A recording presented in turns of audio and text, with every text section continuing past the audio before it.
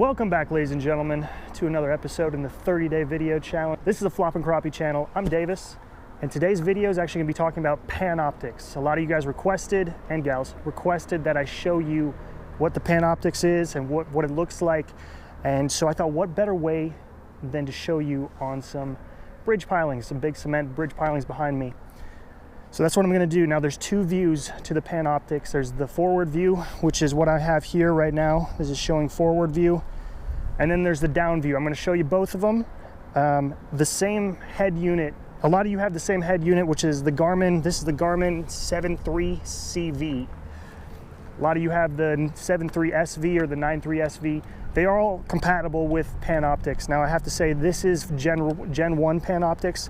Garmin came out with the live scope, I think this spring, which is faster as far as ping speed. The sonar pings back at a faster rate, so it's more real time. This one's pretty darn close to real time if within a certain distance. So if you're probably 20 feet out and you're throwing a jig or something like that, when you jig it up and down, you'll see it real time. When you're 40 plus feet out, there's a little bit of a lag because the sonar takes a while to ping off that jig and come back. So let's just set this down right in front of the Garmin here, and I'm going to show you what it looks like on these bridge pilings. And I can see fish right now.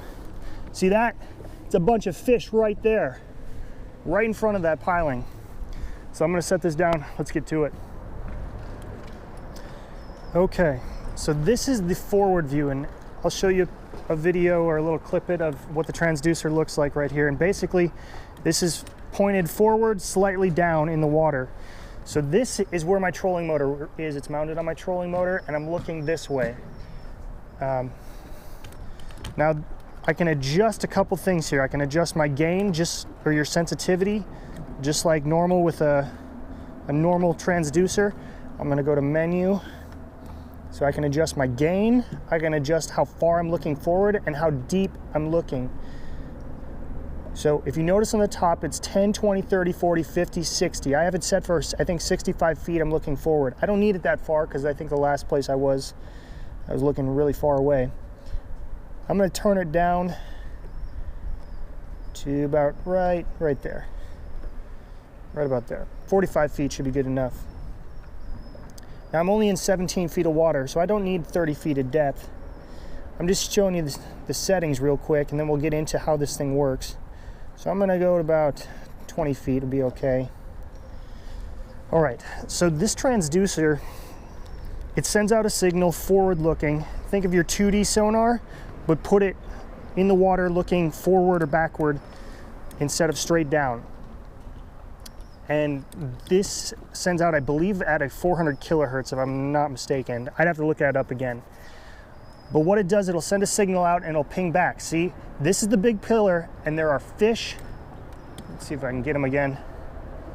See if I can get that pillar. There's the pillar, and there's the pillars, and there's some fish right on the bottom, okay? I'm moving kind of bit, and I'm trying to go against current and wind here, so it's a little bit difficult to pick them out. But there they are right against the bottom of those pillars. Now they could be crappie, they could be bass, it could be a bunch of different species. The main point I want you to notice here is, just like 2D sonar, my darker red, those are my solid colors. Okay, those solid colors mean it's a hard ping, it's a hard surface. These yellow and these, when it goes to lighter blue, that means it's a softer bottom.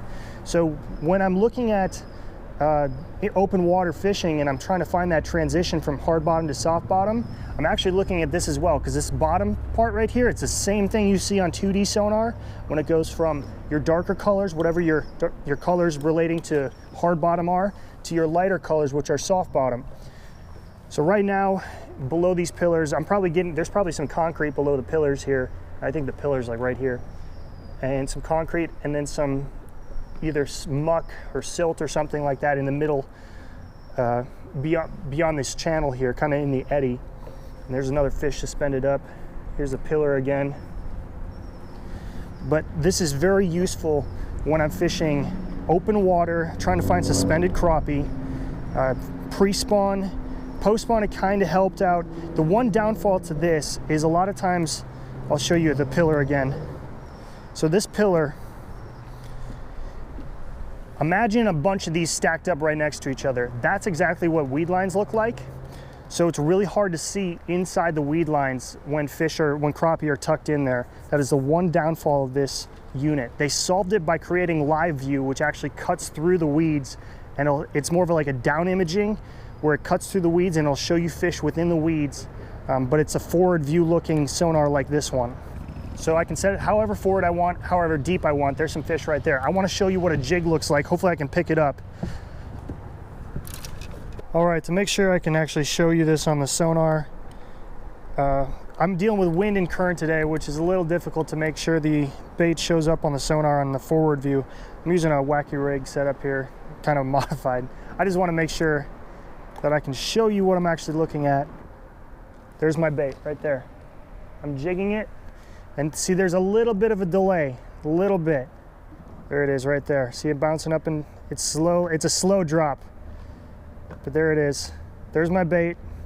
Now I could turn up the gain actually, probably. The problem with turning up the gain too much is you get some interference. All right, there we go, whoops. So there it is, there's my big wacky rig worm thing set up. Make sure I stay on it here.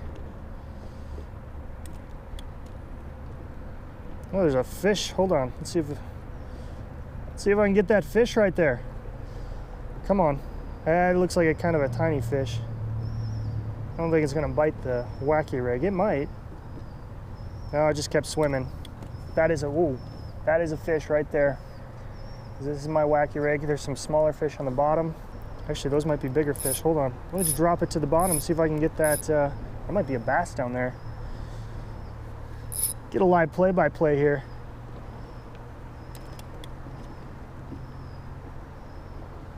Didn't want it. Whatever it was, didn't want it.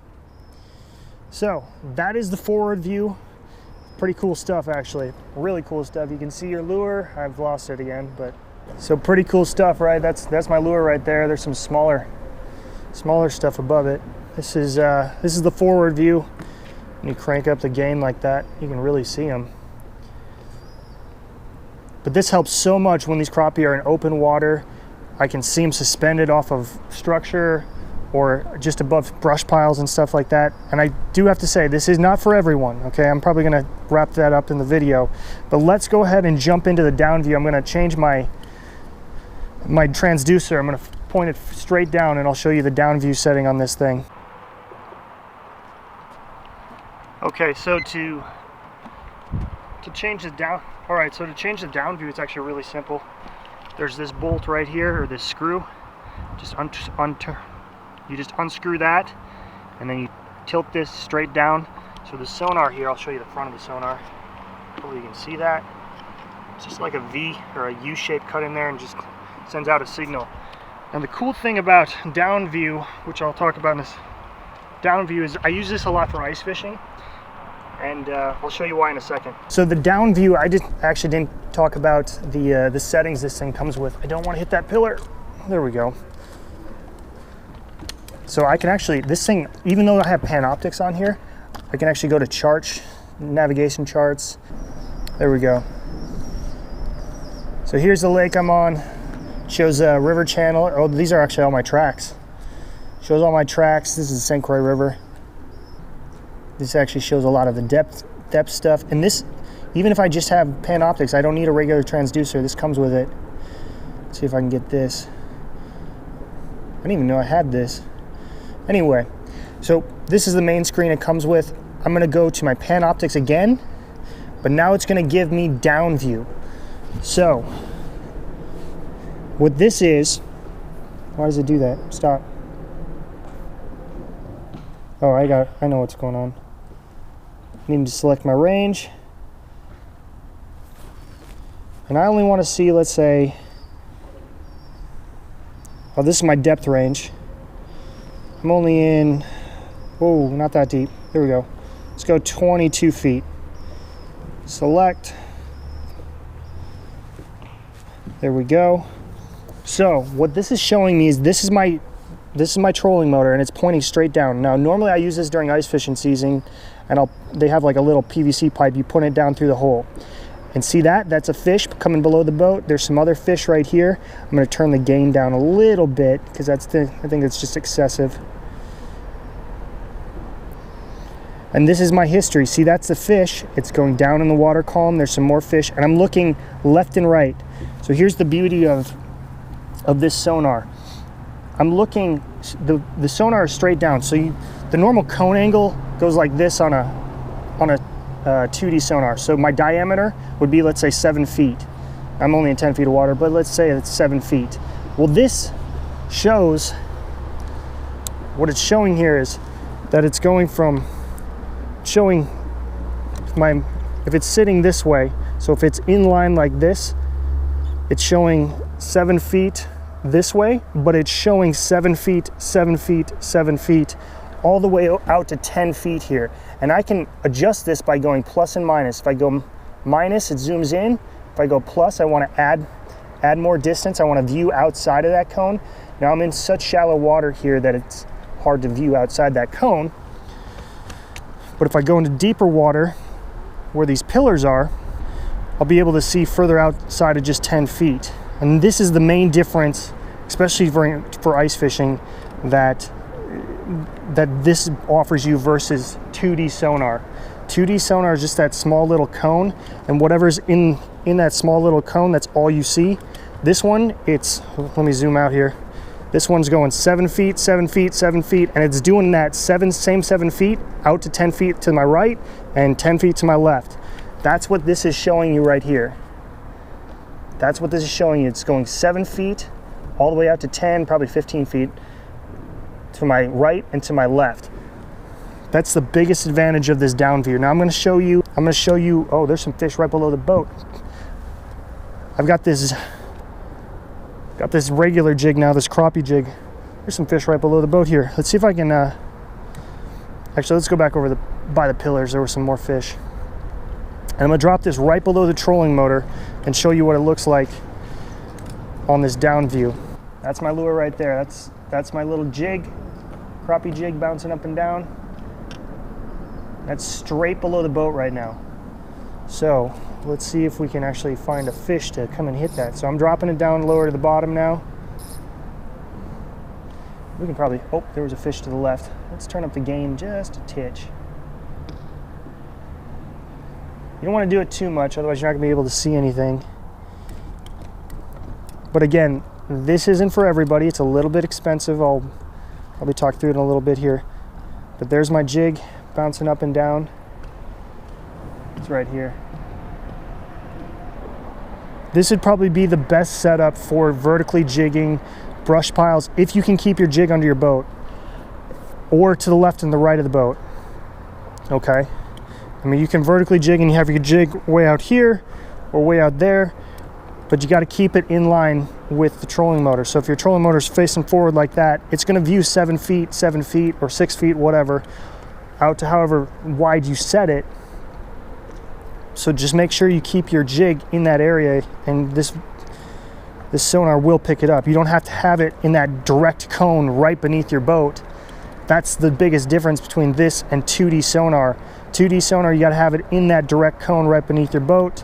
This, you can jig outside of it. So if you have multiple people on the front of your boat vertically jigging, they can all watch this at the same time and see the same thing and see a fish hit different lures at the same exact time. That's the biggest advantage of this. All right, that's going to wrap it up for me with the Panoptix here. I will say this, it is expensive, so it's not for everyone. This setup is actually a part of an ice fishing setup that I bought. I got it on sale because it was already a year old on Amazon, I think for like $1,600 or $1,700. Normally they sell for about, the package I think sells for $1,800 or $1,900 when you get the ice fishing package. I don't even know if they sell like a summer package. I think you have to buy the units separate. The transducer I've seen is about $1,000. And then the head, let's go here. The head units right there, the main unit, the 7.3 CV, I thought was maybe $300. I'm not positive on that, but I will link them below. You can check them out. I will also link the Live View, which is their newest generation Panoptix, which is real time.